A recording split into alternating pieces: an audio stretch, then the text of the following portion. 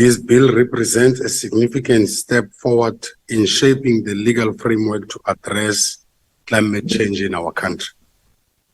Since its introduction to Parliament, this bill has undergone an open, robust, and participatory process. The public hearings provided a platform for South Africans from all walks of life. According to the Minister of Forestry, Fisheries and Environmental Affairs, this bill will ensure a just transition to green energy, help to ensure resistance to the impact of climate change, and reduce emissions in a way that is appropriate to the country's unique circumstances and development pathway. The bill will also ensure we reach our country's nationally determined contribution to reducing greenhouse gas emissions by assigning individual enterprises carbon budgets and facilitating public disclosure of our progress. Counter-arguments during the debate on the climate change bill centered around the developing world's right to build its economy through coal. Wealthy nations have developed their economies using coal to the detriment of the environment. Developing nations now have to bear the brunt of that advancement and are told that they need to transition from carbon-based energy sources to renewable energy sources. We need to ask why the developed world, which is largely responsible for the climate crisis we are facing, is so invested in dictating South Africa's development choices. South Africa is part of a continent that merely contributes 4% of the global greenhouse gas emissions, and yet South Africa, with the rest of the continent, are being corralled to pay the highest price for the West's development choices over the past few centuries. To please the masters that pull the finance strings, the ruling party has decommissioned the Komati coal-fired power station, one of the most stable and efficient electricity power stations in South Africa, and that during load shedding.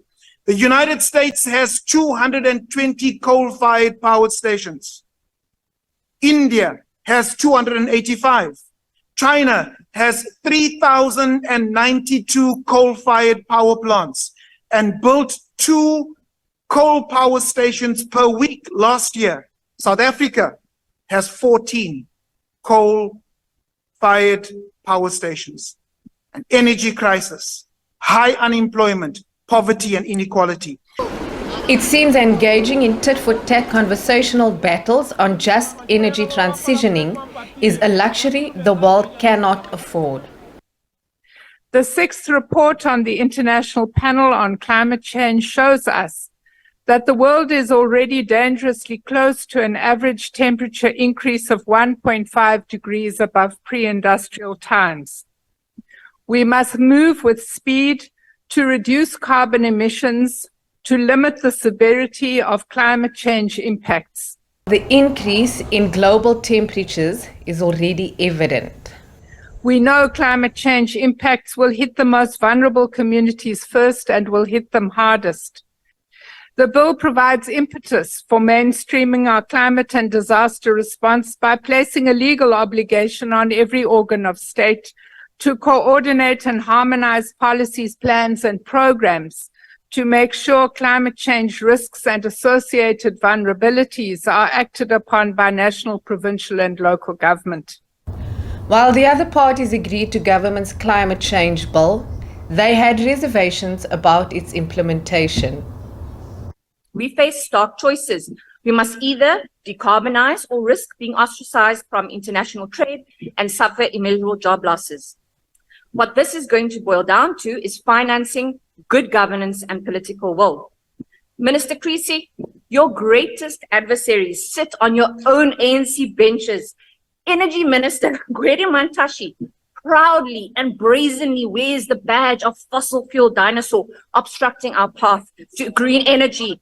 The question remains, will you find the courage to stand up to the forces within your own party that seek not only to undermine the climate change bill, but the people of South Africa? In the interest of future generations, our children, grandchildren, great-grandchildren, great-grandchildren, it's incumbent upon all of us to support this move and support this climate change bill as a stepping stone to ensure that we leave a universe for them when we depart from this earth. Another issue that I wish to raise, Honorable Chairperson, is that funds must follow functions, and government must provide this House with the necessary assurances that this will be the case. We must allocate appropriate resources. Otherwise, this legislation will be nothing more than empty words on glossy paper.